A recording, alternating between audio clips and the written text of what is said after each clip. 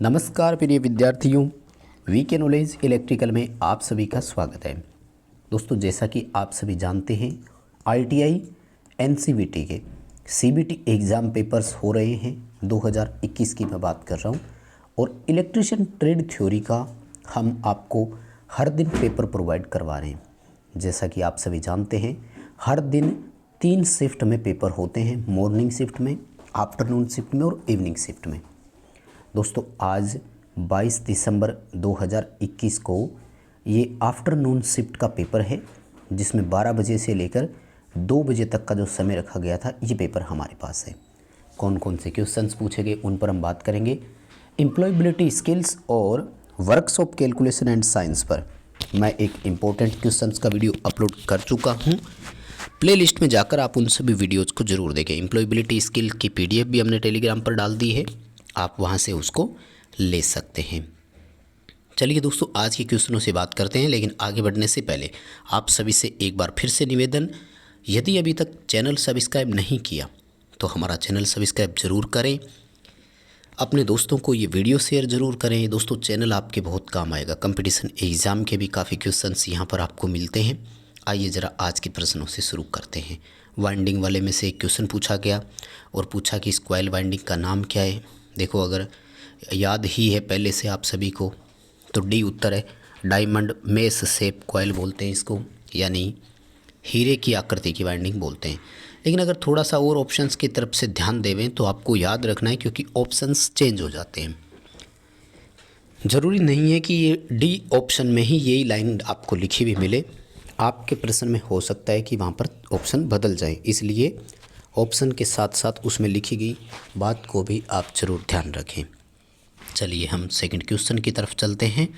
चलिए दोस्तों, सेकंड जो क्वेश्चन है आपकी स्क्रीन पर, हालांकि मैंने टॉप मोस्ट 5 वीडियो दिए थे दोस्तों, जिनमें इम्पोर्टेंट क्वेश्चंस कवर करवाए थे। पूरा पेपर लगभग उन्हीं में से आ रहा है। वैसे निमी की असाइनमेंट में से आ रहा है। 3rd और 4th सेमेस्टर की असाइनमेंट यदि आपके पास है तो उन असाइनमेंट्स को ही पढ़ कर जाएँ। पेपर आपको उन्हीं में से देखने को मिल जाएगा। अगर आपके पास नहीं है तो आप भारत स्किल वेबसाइट से डाउनलोड कर सकते हैं। इस पर मैंने एक वीडियो बनाया हुआ है, हमारे टेलीग्राम पर भी आपको मिल सकता है, वहाँ से भी आप इन्हें ले सकते हैं। आर्मेचर वाइंडिंग का रेजिस्टेंस देखो, हम सब जानते हैं कि 1 ओम या इससे भी कम होता है आर्मेचर वाइंडिंग का रेजिस्टेंस। इसके लिए केल्विन ब्रिज का उपयोग करते हैं। डी उत्तर आपका यहाँ पर बिल्कुल सही रहेगा। जनरेटर में वेव वाइंडिंग की विशेषता क्या है? तरंग वाइंडिंग, इंग्लिश में वेव बोलते हैं इसको। हम सब जानते हैं कि वेव हाई वोल्टेज के लिए काम में लेते हैं। हाई वोल्टेज के अगर आप देखें तो 2 ऑप्शन है, तो हाई वोल्टेज के साथ लो करंट आ जाएगा।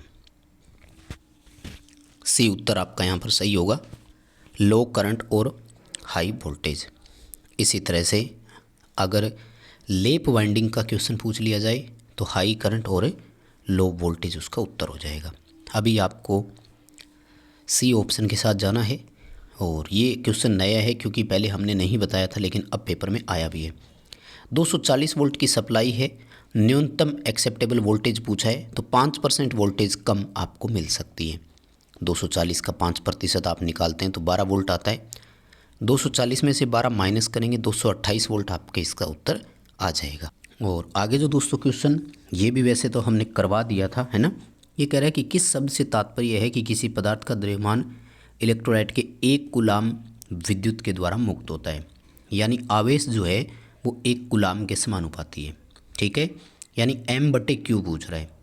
m/q बराबर होता है Z, जिसको हम बोलते हैं विद्युत रासायनिक तुल्यांक। यूपीएस का पूरा नाम पूछा तो अनइंटरप्टेबल पावर सप्लाई होता है यूपीएस का पूरा नाम। और आगे ये कंट्रोल पैनल वायरिंग में एसेसरीज का नाम पूछा। ये कल जो 21 दिसंबर को पेपर हुआ उसमें भी ये क्वेश्चन आए थे। और इसको हम डिन रेल बोलते हैं, जैसा कि आप जानते भी होंगे।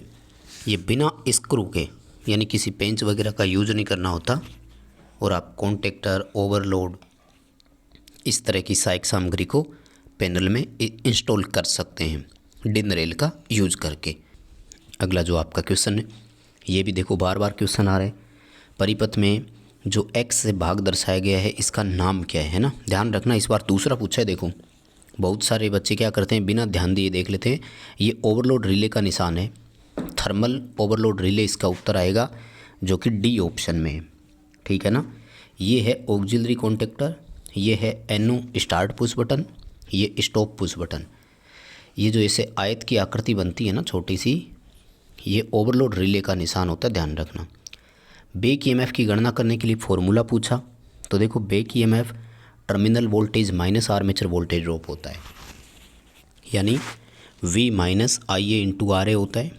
और वैसे बैक ईएमएफ का दूसरा फॉर्मूला वो है, तो वो है आपका 5ZNP/60A। इस फॉर्मूले को भी ध्यान रखना, दोनों इंपॉर्टेंट है। और जनरेटर में X से चिन्हित भाग पूछा है, तो देखो ये पोल की कोर है और ये पोल शू है।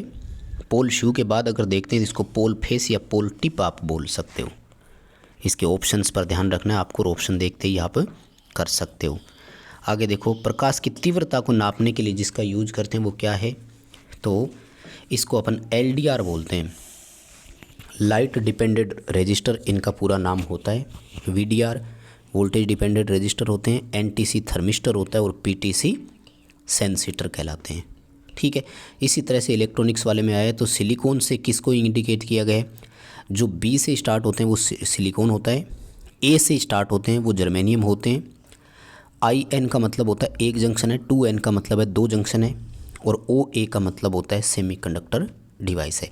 वैसे दोस्तों ये सारे क्वेश्चंस वही है जो मैं आपको पहले बता चुका हूँ, जो लगभग वही क्वेश्चंस जो है यूँ बोल दो कि राउंड द क्लॉक वही आ रहे हैं।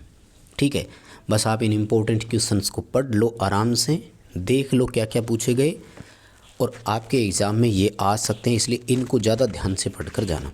वैसे तो समय निकाल कर पूरी असाइनमेंट को ही पढ़े। DC फील्ड कॉइल वाइंडिंग में कौन सी तार काम में लेते हैं, तो सुपर इनेमल्ड कॉपर वायर हम सबसे ज़्यादा वाइंडिंग के रूप में काम में लेते हैं।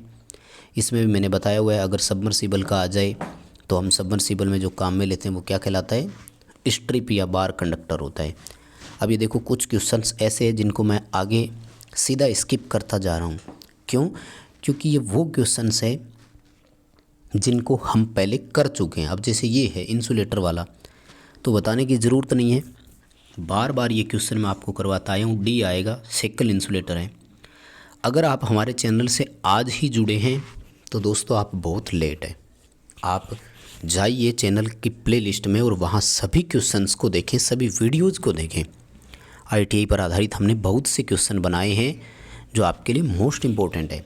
केवल इसी वीडियो से अगर आप जुड़े हैं और पहले से देख रहे हैं तब आपको कोई प्रॉब्लम होगी नहीं। देखो, कॉइल पिच का मान पोल पिच से कम है तो इस वाइंडिंग को शॉर्ट पिच कहा जाता है। पिच के आधार पर वाइंडिंग होती है तीन तरह की, फुल पिच, लॉन्ग पिच और शॉर्ट पिच। हाफ पिच नाम से कोई वाइंडिंग नहीं होती, ध्यान रखना। जब कॉइल पिच और पोल पिच बराबर हो तो इसको फुल पिच वाइंडिंग कहा जाता है। जब कॉइल पिच का मान पोल पिच से कम रह जाए तो इसे शॉर्ट पिच वाइंडिंग बोलते हैं, और जब कॉइल पिच का मान पोल पिच से अधिक हो जाए तो इसे लॉन्ग पिच वाइंडिंग कहा जाता है। यानी आप तीनों परिभाषा याद रखें, वाइंडिंग में पिच के आधार पर कौन सी परिभाषा बनती है। लगभग ऐसे क्वेश्चन है जिनको एक्सप्लेन करने की शायद ज़रूरत ही नहीं है। देखो, गैर परंपरागत बिजली उत्पादन का फ़ायदा क्या है। नॉन कन्वेंशनल जो होते हैं ना, वो पोल्यूशन फ्री होते हैं, आप ये बोल सकते हो उनको। जैसे अपना सोलर वाला हो गया, जल उत्पादन, और ये जैसे मान लीजिए विंड से उत्पादन है। ठीक है, तो डी ऑप्शन आप इसका कर सकते हैं, पोल्यूशन इनसे बहुत कम होता है। ठीक है, और उसके बाद में है कि पैनल बोर्ड में दो अलग अलग अर्थिंग प्रदान करने का उद्देश्य क्या है। ये नया क्वेश्चन है दोस्तों। दो अर्थिंग इसलिए होती है कि पैनल बोर्ड आपका इंश्योर होना चाहिए कि वो 100% अर्थ है या नहीं, क्योंकि किसी भी कारणवश अगर लीकेज हो गया तो बड़ा हादसा हो सकता है। इसलिए एक अर्थ फेल भी हो जाए तो दूसरा अर्थ काम करता रहे। इसलिए प्रैक्टिकली फील्ड में आप जब भी जाएंगे तो देखेंगे आपको डबल अर्थिंग वहाँ पर मिलेगी, दो दो जगह से अर्थ किया हुआ आपको मिलेगा। ठीक है, उसके बाद में जनरेटर की फील्ड कॉइल का है। रेजोनेंस परिपथ में रेजोनेंस फ्रीक्वेंसी ज्ञात करने का फॉर्मूला है, तो 1/2 पाई √LC होता है। ये क्वेश्चन तो बार बार आए हैं। सिंगल फेज मोटर में ये देखो नाम पूछ रहा है, तो ये परमानेंट कैपेसिटर है। वैसे बता रहे हैं कि कैपेसिटर की तो तीनों ही मोटरें आ रही हैं। Capacitor start capacitor run motor का भी आ रहा है, capacitor start induction run motor का भी आ रहा है, एक ही स्टार्टर वाला बार बार आ रहा है। तो ये ऑटो ट्रांसफार्मर स्टार्टर है, मैंने बता ही दिया था।